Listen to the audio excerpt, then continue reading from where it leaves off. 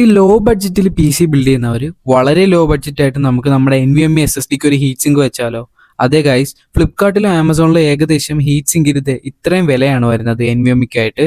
So നമ്മൾ ഇന്ന് വളരെ വിലക്കുറവിൽ, അതായത് വെറും 50 രൂപയിൽ താഴെ മാത്രം നമ്മൾ ചിലവാക്കിക്കൊണ്ടാണ് നമ്മൾ ഇന്ന് NVMe SSDക്ക് ഒരു ഹീറ്റ് സിങ്ക് സെറ്റ് ചെയ്യാൻ പോകുന്നത്. അപ്പോൾ അതിനായിട്ട് നമുക്ക് ആദ്യമേ ഒരു ഹീറ്റ് സിങ്ക് സെറ്റ് ആക്കണ്ടേ? അപ്പൊ നിങ്ങൾ നേരെ നിങ്ങളുടെ അടുത്തുള്ള ഒരു ആക്രി കടയിൽ പോയിട്ട് നിങ്ങൾക്ക് ഇതുപോലുള്ള ഹീറ്റ് സിങ്ക് വളരെ എളുപ്പത്തിൽ കിട്ടുന്നതാണ്. പഴയ PCB ബോർഡിൽ നിന്ന് ഇതുപോലത്തെ ഒരു ഹീറ്റ് സിങ്ക് നിങ്ങൾക്ക് അഴിച്ചെടുക്കാവുന്നതാണ്. അതും പൈസയൊന്നും ഇല്ലാണ്ട് ഫ്രീ ആയിട്ട് കിട്ടുന്നതാണ്.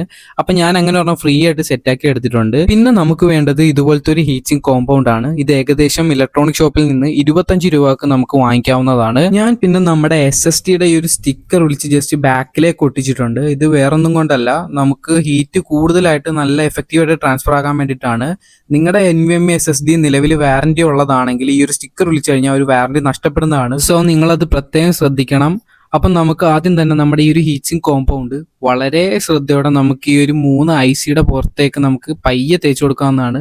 ഈ ഒരു കോമ്പൗണ്ട് തന്നെയാണ് നമ്മുടെ CPUവിന്റെ പുറത്ത് നമ്മൾ തേച്ച് കൊടുക്കുന്നത്. ഈ ഒരു കോമ്പൗണ്ട് മെയിനായിട്ട് തേക്കുന്നത് എന്താണെന്ന് വെച്ച് കഴിഞ്ഞാൽ നമ്മുടെ ഹീറ്റ് സിങ്കുമായിട്ട് കൂടുതൽ കോൺടാക്ട് വരാനും അതുവഴി കൂടുതൽ ഹീറ്റ് ട്രാൻസ്ഫർ ആകാനും വേണ്ടിയിട്ടാണ് ഈ ഒരു ഹീറ്റ് സിങ്കിന്റെ കോമ്പൗണ്ട് നമ്മൾ തേച്ച് കൊടുക്കുന്നത്. അതുപോലെ തന്നെ നമ്മുടെ ഈ ഒരു PCBക്കകത്ത് കുറച്ച് കമ്പോണൻസ് ഹൈറ്റ് കൂടുതലായതുകൊണ്ട് തന്നെ നമ്മുടെ ഹീറ്റ് സിങ്കുമായിട്ട് കോൺടാക്റ്റിൽ വരാതിരിക്കാൻ വേണ്ടിയിട്ട് നമുക്ക് ജസ്റ്റ് ഒരു ഇൻസുലേഷൻ ടേപ്പ് ആ ഒരു പോർഷനിൽ നമുക്കൊന്ന് ഒട്ടിച്ചു കൊടുക്കാവുന്നതാണ്. പല NVMe SSDക്കും പല രീതിയിലാണ് ഡിസൈൻ വന്നിരിക്കുന്നത്. സോ അതുകൊണ്ട് തന്നെ ഞാനിപ്പം ഈ ഒരു പോർഷനിൽ നൈസായിട്ട് ഇൻസുലേഷൻ ടേപ്പ് ഒട്ടിച്ച് നല്ല രീതിക്ക് ഇൻസുലേറ്റ് ചെയ്ത് വെച്ചിട്ടുണ്ട്.